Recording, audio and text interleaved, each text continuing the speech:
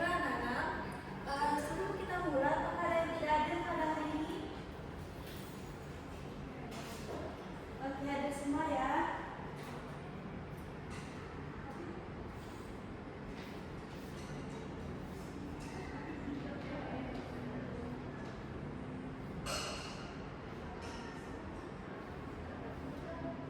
Baiklah, sebelum kita mulai, coba anak-anak bayangkan apa yang terjadi di dalam tubuh kalian sejak kalian bangun tidur tadi pagi. Tadi kalian makan, bergerak, berpikir. Apalagi pas dengar ibu ngomong seperti ini.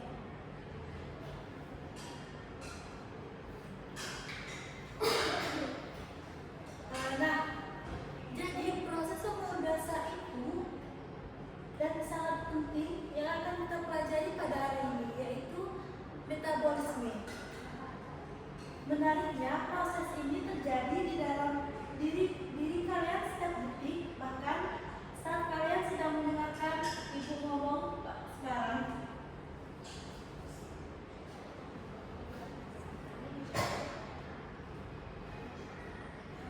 Nah, anak-anak, buku paketnya dibuka ya.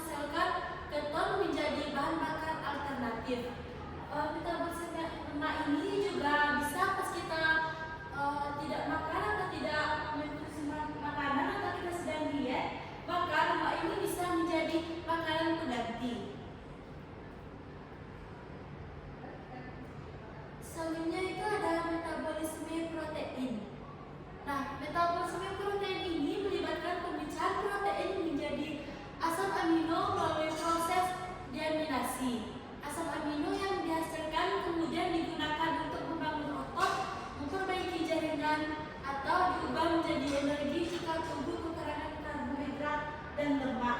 Jadi misalnya kalau kita itu tidak mengkonsumsi karbohidrat, sedangkan kita tidak mempunyai lemak yang cukup, maka metabolisme protein inilah menjadi acuannya. Nah, pada makanan metabolisme protein ini ada di beberapa makanan, yaitu seperti ikan, daging-dagingan, keju, telur. Selanjutnya itu adalah metabolisme energi. Metabolisme energi adalah keseluruhan proses konversi zat gizi menjadi ATP yang digunakan dalam aktivitas seluler. Nah, ATP ini diproduksi melalui 3 jalur utama, yaitu ada fosforilasi oksidatif atau dalam mitokondria, glukosis atau dalam sitoplasma, dan siklus Krebs atau di matriks mitokondria.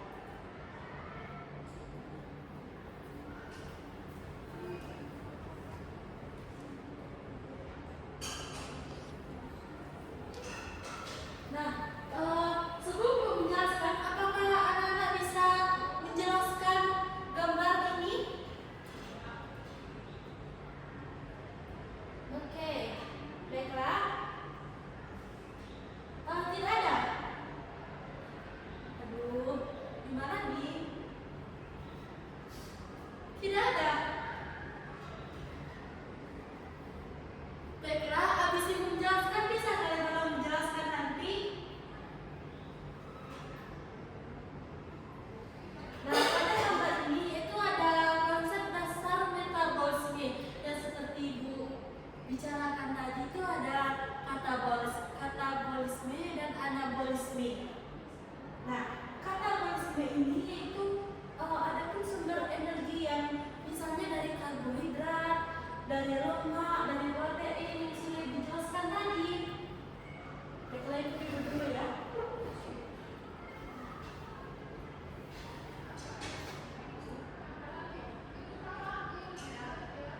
Nah, jadi yang katabolisme ini yang berasal dari apa tadi anak-anak?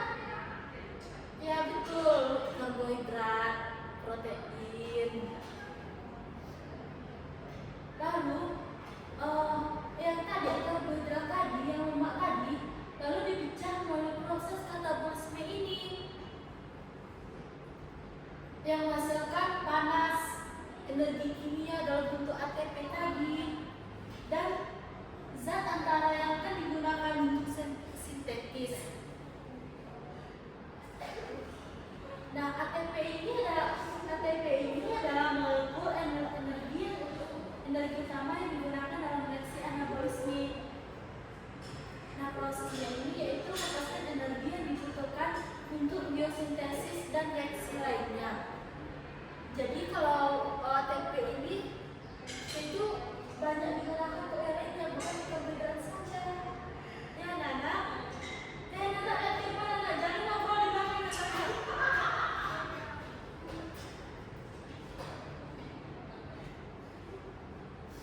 Nah, baiklah kita lanjut ya.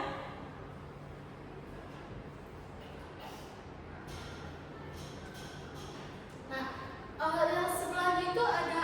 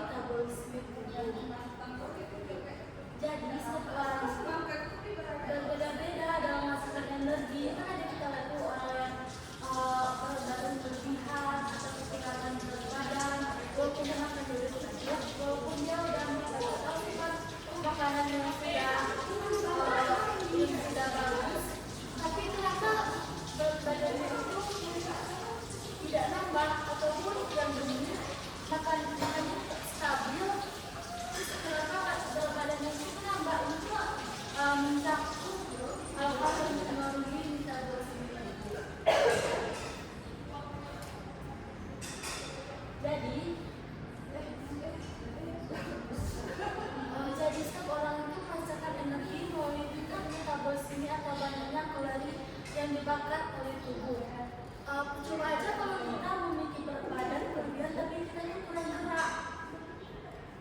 Jadi metabolisme kita itu keancar, ataupun misalnya kita itu memakan makanan yang tidak sehat.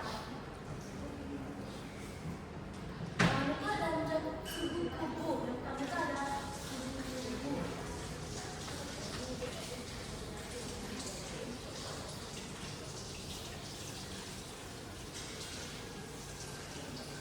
Ada suhu tubuh, jadi secara alami metabolisme ini meningkat ketika suhu tubuh menurun atau hipotermia, atau ketika tubuh kedinginan.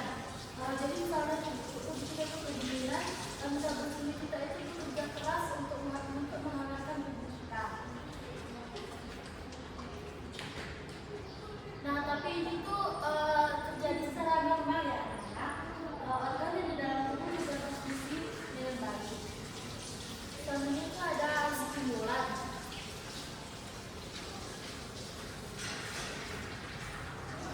Jadi stimulan ini seperti kafein yang terkandung di dalam minuman dan obat-obatan yang mengandung stimulan seperti medicina atau amfetamin untuk meningkatkan metabolisme tubuh. Nah, selanjutnya itu ada kehamilan. Kehamilan ini terjadi pada wanita. Pada tubuh wanita yang hamil akan meningkat dan berusaha untuk menunjang proses perkembangan dan pertumbuhan organ-organ dalam jaringan dalam tubuh janin. Jadi pas kita hamil, yang kita pikirkan bukan metabolisme kita aja, tapi metabolisme janin. Oke anak-anak, perhatikan anak-anak. Anak-anak ke depan anak-anak.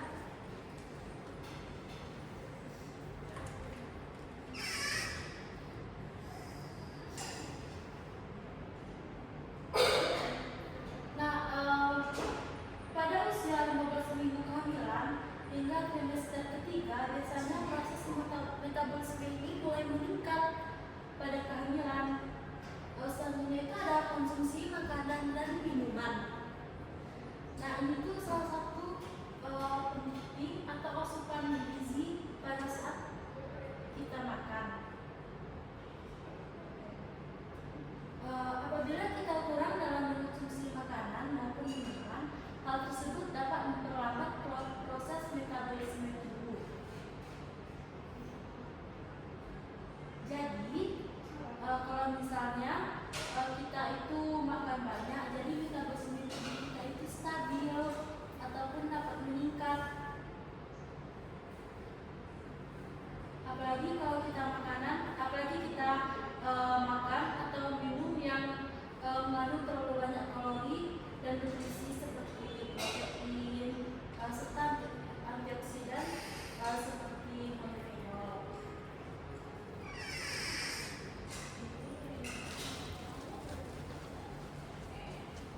Nah, selanjutnya ada ukuran dan komposisi tubuh.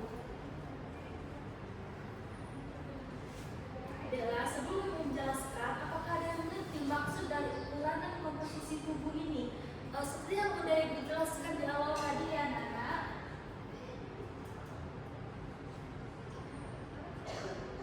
Baiklah, jika tidak ada yang tahu, itu seperti yang dijelaskan tadi, badan yang besar serta yang lebih berotot mampu membakar lebih banyak energi daripada ukuran badan yang lebih kecil.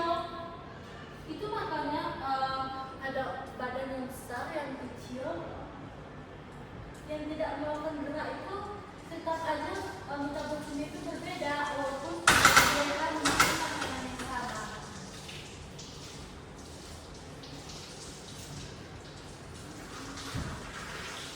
Terus tuh ini tuh terjadi karena jaringan otot lebih aktif dalam proses terjadinya metabolisme tubuh dibandingkan jaringan lemak. Lemak itu lebih mengendap gitu kan dalam tubuh dibandingkan jaringan otot yang lebih aktif.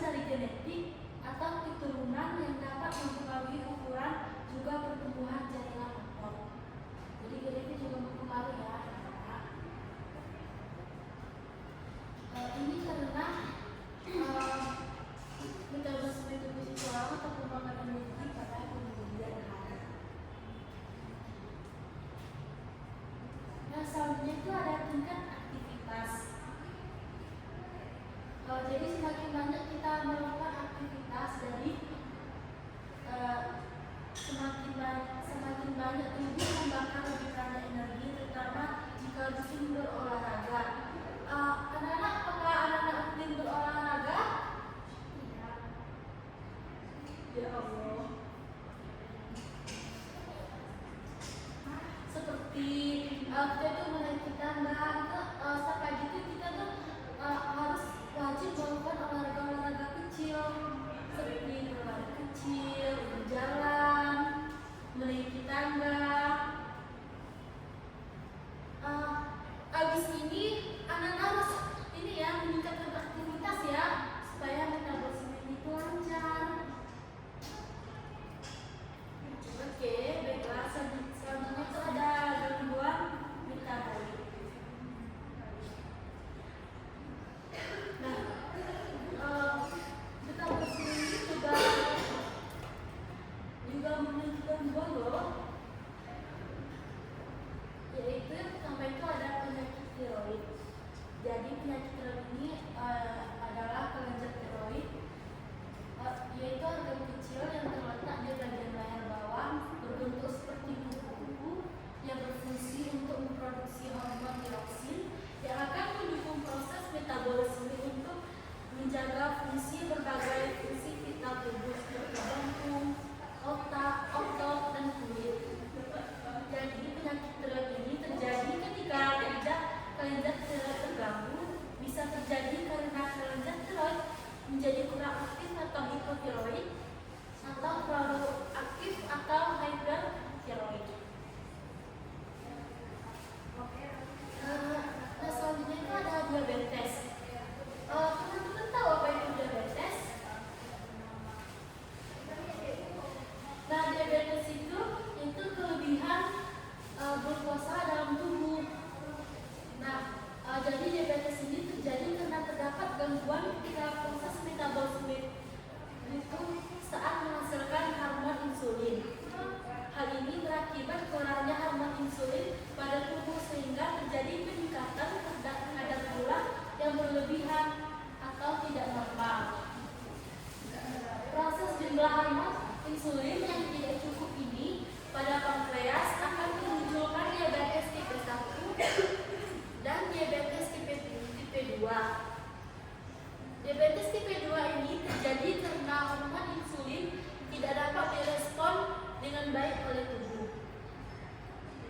Jadi anak-anak jangan kebanyakan makan gula ya, supaya hormon insulinnya bagus, supaya hormon insulinnya itu stabil ya, cukup, dan tidak terjadi diabetes. Selanjutnya itu ada kelainan metabolisme bawaan. Nah, salah satu penyakit yang bisa terjadi karena gangguan metabolik ini adalah kelainan dalam menyimpan lisosom. Jadi bagian ini adalah tempat yang digunakan untuk memecah produk limbah yang berasal dari metabolisme. Gangguan metabolisme ini akan terjadi bila terdapat penumpukan zat beracun yang disebabkan oleh kurangnya enzim lisosom. Selanjutnya itu ada galaktosemia. Galaktosemia ini terjadi karena adanya kerusakan untuk memecah galaktosa. Hal itu bisa menimbulkan penyakit kuning, pembesaran hati, ataupun muntah. Contoh umumnya terjadi pada bayi yang baru lahir setelah mengkonsumsi ASI atau susu formula. Jadi bayi itu metabolisme itu belum sebaik kita ya. Jadi pada bayi itu metabolisme itu belum stabil, atau itu belum menghasilkan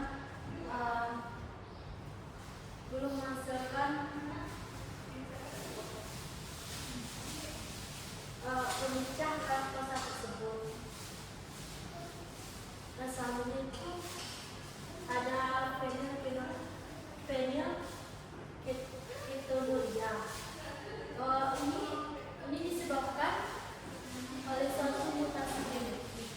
Jadi ketika mengalami kondisi seperti ini, maka kelainan gen akan menyebabkan gerak atau hentangnya enzim yang dibutuhkan saat mencerna asam amino.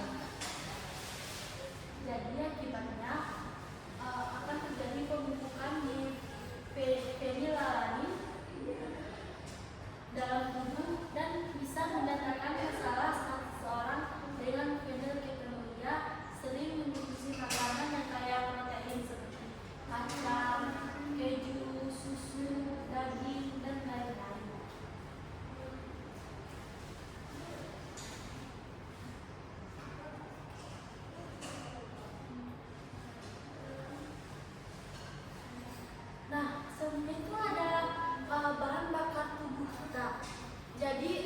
bahan bakar itu ada ATP seperti motor yang membutuhkan bensin untuk bahan bakar. Metabolisme tubuh juga membutuhkan bahan bakar seperti ATP. ATP ini adalah adenosin trifosfat yang bisa kita sebut sebagai baterai tubuh kita. Jadi ATP ini sangat penting ya untuk energi kita. Jadi ATP ini menyimpan energi yang didapat dari makanan, dan tubuh kita menggunakan ATP untuk semua aktivitas seperti bergerak, berpikir, dan menjaga agar organ kita dapat bekerja. Jadi organ kita ini juga membutuhkan energi ya untuk bekerja, bukan kita saja.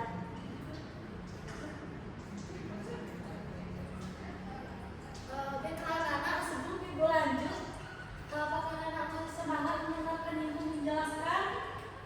Baiklah, masih semangat ya, karena materi kita pada hari ini sangat menarik ya.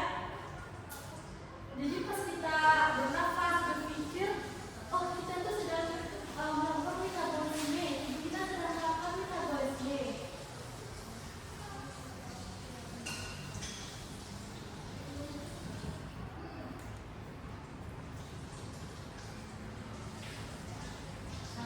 Baiklah anak-anak, seperti yang ibu berjalan, seperti yang ibu lakukan sekarang ini, apakah ibu sudah melakukan metabolisme? Nah ya, sebentar kata ibu ya. Baiklah, seperti itu ada langkah meningkatkan metabolisme tubuh.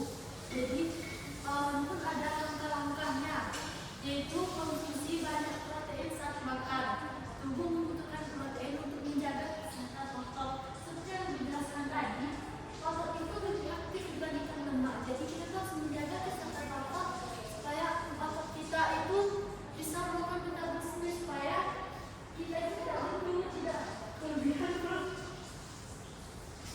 Supaya kita itu tidak kelebihan berat badan. Ya anak-anak. Nah, selanjutnya itu karena makan pagi. Apakah anak-anak makan pagi tadi pagi? Tidak ada. Dan kalian makan pagi ya, walaupun hanya sedikit, tapi makan pagi itu sangat penting. Jadi makan pagi itu menaikkan metabolisme dan menjaga agar tetap berenergi sepanjang hari.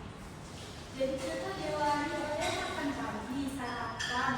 Ya anak, sarapan itu penting.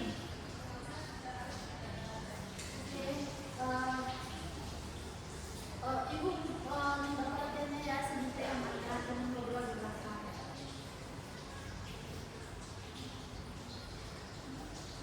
Nah, jadi selanjutnya itu ada rekonsumsi serat. Jadi serat ini dapat membakar lemak sampai dengan 30%. Jadi pas kita sedang diet, sayur itu juga penting karena ini juga membakar lemak. Dapat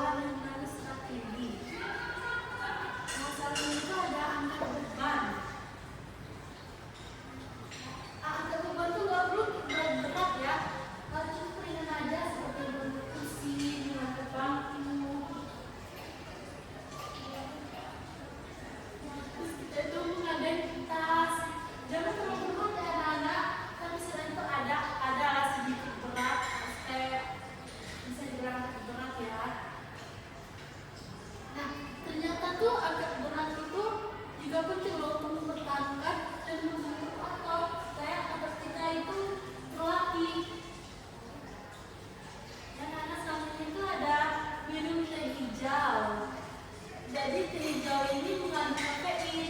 Jadi kafein ini dapat meningkatkan metabolisme tubuh 5-8%.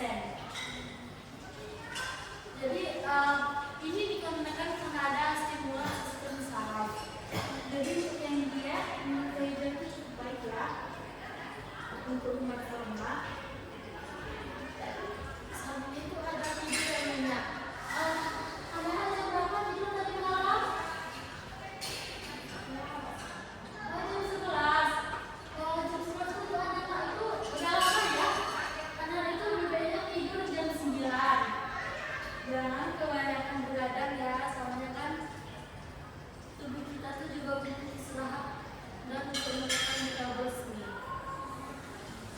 Jadi kalau kita memiliki waktu tidur yang kurang, dapat menurunkan jumlah kalori yang dibakar oleh tubuh, yang dari metabolisme tubuh ini.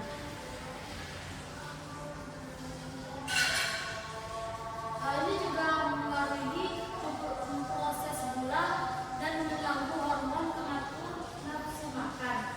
Jadi kita tuh harus tidur yang cukup ya. Ini juga mempengaruhi untuk memproses gula, dan ini juga salah satu penyebab dari diabetes tadi. Selanjutnya ada yang minum kopi. Ya. Jadi tanpa disadari minum kopi juga dapat menurunkan berat badan sekaligus meningkatkan metabolisme tubuh. Karena kopi mengandung banyak kafein. Yang menarikkan karena kafein itu bisa meningkatkan metabolisme tubuh. Terus ada minum banyak air dan melakukan olahraga berintensitas tinggi. Seperti yang kata tadi ya. Nah, jadi coba Mata sebutkan kesimpulan tadi yang dijelaskan tadi. Ya, jadi kesimpulan itu tubuh kita punya cara pintar untuk mengubah makanan menjadi energi. Karbohidrat, lemak, dan protein semuanya penting untuk memberi kita tenaga. Dan semuanya diubah menjadi ATP. Dengan memahami metabolisme, kita bisa lebih mengerti mengapa makan makanan bergizi itu sangat penting untuk menjaga kesehatan dan energi kita sehari-hari. Jadi karbohidrat, lemak, dan protein itu kita makan itu jangan banyak dan nanti kita meningkat aplikasi yang ada. Jadi kita makan 10 gram sehari dan juga jangan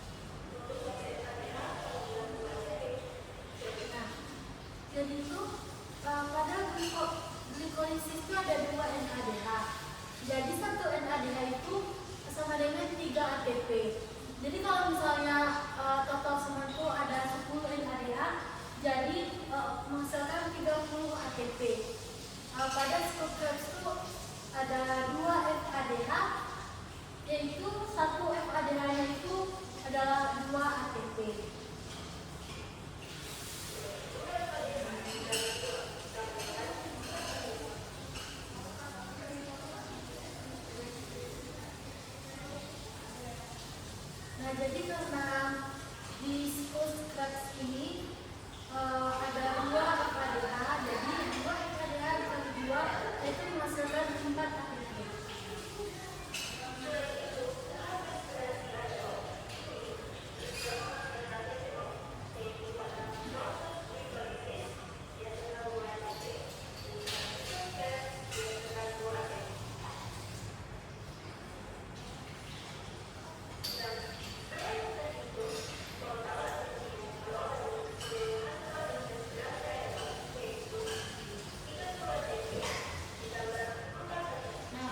Jadi total energi kita dapatkan dari respirasi aerob tadi yaitu adalah 30 ATP ditambah 4 ATP ditambah 4 ATP. 30 ATP dari tadi dari 10 NADH, 4 ATP tadi dari 2 ATP glikolisis, 2 ATP siklus Krebs, terus ada 4 ATP-nya lagi yaitu dari 2 ADH dikali 2 menjadi 4 ATP. Jadi total energi yang kita dapat dalam respirasi ayam ini yaitu 38 ATP.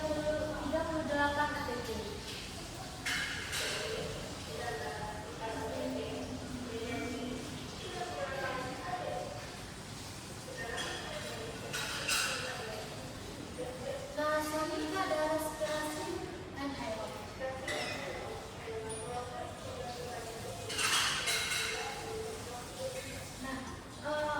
Jadi apakah anak-anak bisa menjelaskan perbedaan dari respirasi aerob sama respirasi anaerob? Jadi secara singkatnya itu respirasi aerob itu membutuhkan oksigen, sedangkan respirasi anaerob itu tidak membutuhkan oksigen.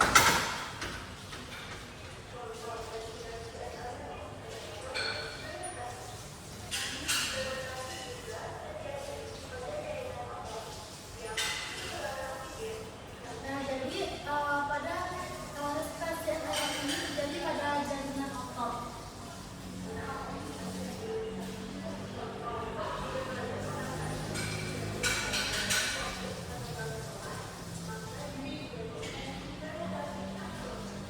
Nah, jadi itu yang berfermentasi itu pas kita melakukan aktivitas yang berlebihan yang menyebabkan otot kita sakit atau kaki kita sakit dan yang terdapat otot itu akan terjadinya proses fermentasi.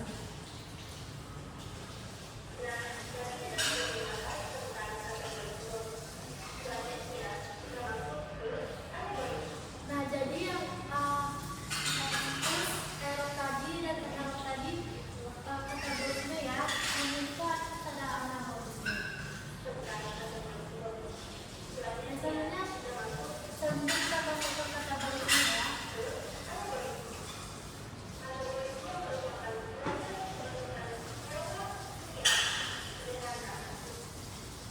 Nah, jadi anabolisme ini yaitu proses pembentukan senyawa sederhana menjadi lebih kompleks.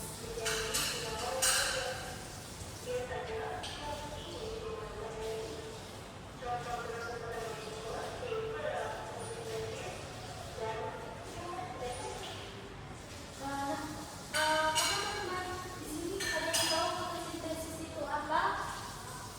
Jadi fotosintesis itu juga metabolisme ya.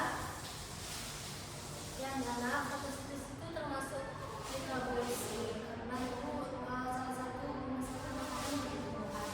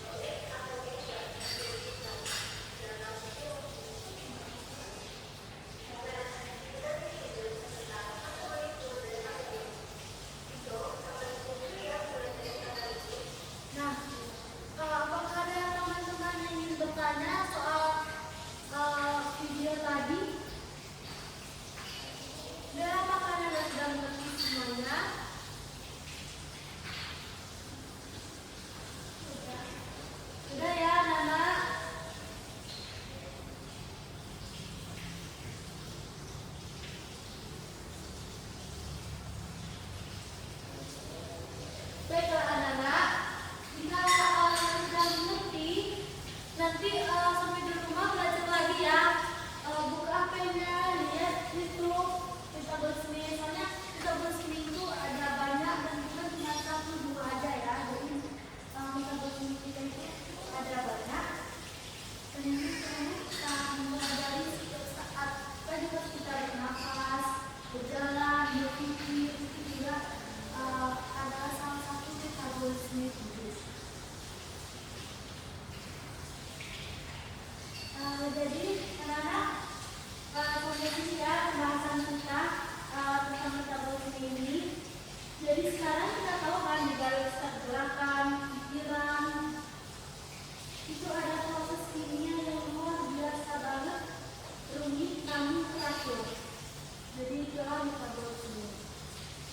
Jadi kita belajar bahwa tubuh kita bukan hanya sekedar daging dan tulang aja, tetapi merupakan sistem biologis yang sangat cerdas.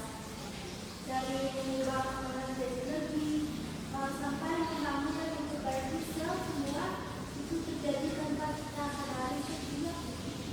Jadi tubuh kita itu sebagai tubuh kita pasti bekerja dengan keras untuk menghasilkan tubuh yang sehat. Dan kita harus menjaga tubuh kita harus sehat ya, dan tubuh kita juga semangat. Tubuh kita juga butuh semangat dari kita loh.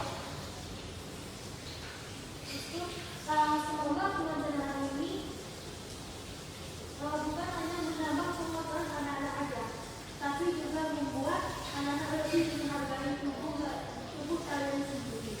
Jadi juga dalam menjaga pola makan serta kesehatan. Jadi kita itu selain itu kita tuh harus menjaga